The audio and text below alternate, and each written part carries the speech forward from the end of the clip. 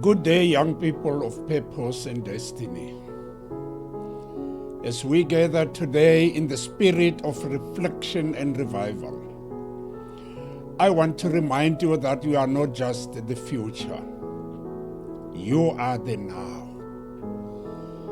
As we remember June 16, 1976, which is known as Youth Day today, it is 49 years ago that June 16 came into the picture. I want to talk to you about the June 16, 1976, the youth of 1976. Just like the youth of 1976, who stood boldly for justice and change, you are called to rise, not in protest, but in purpose.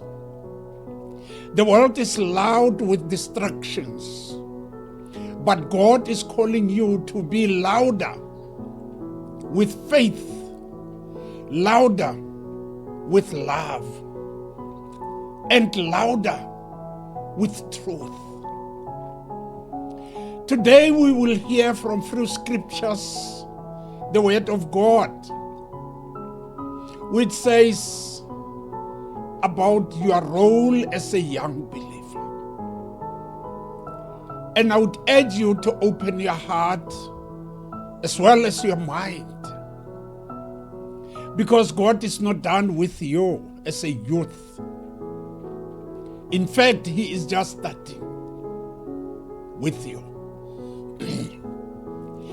I just want to take comparison from the youth of 1976 versus the youth of today inside the church. Let us look at the youth of 1976. They faced external political oppression under apartheid. And most of you don't even know what apartheid is. They took to the streets with boldness and risked their lives to speak truth and fight for justice.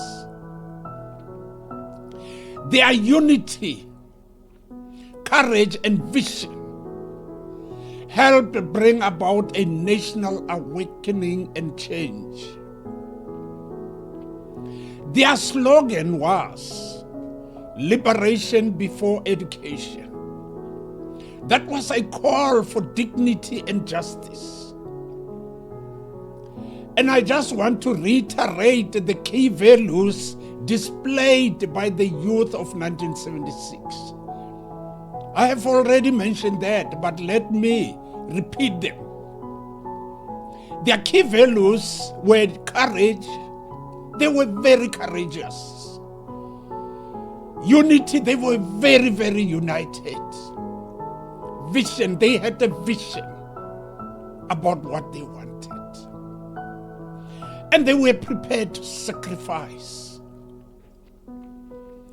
Now, I want us to look at the youth of today inside the church. They are facing internal spiritual pressure, which among others include identity crisis, peer pressure, digital temptation, and moral confusion. They are bombarded by worldly values through social media, and the youth of today are addicted to social media.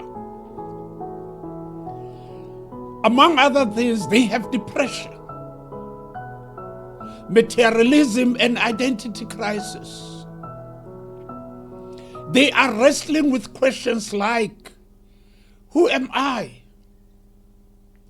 Does God really care? How can I stay pure and faithful? And I want to say this to you. The fight today is not in the streets. It is in the heart, the mind, and the spirit. And I'm saying this because the youth of 1976 took their fights to the street. But this is 2025. We are not doing that. The fight is in the heart, the mind, and the spirit.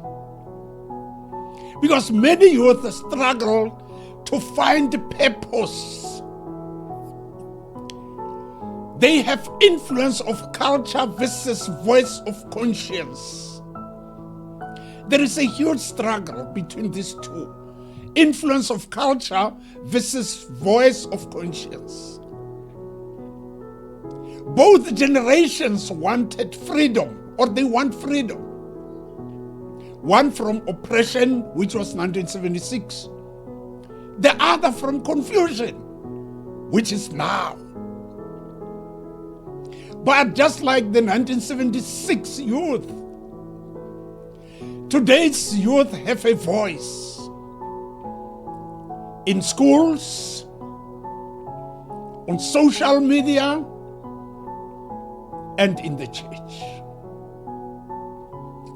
God is raising up spiritual revolutionaries, not with stones and slogans. Let me repeat.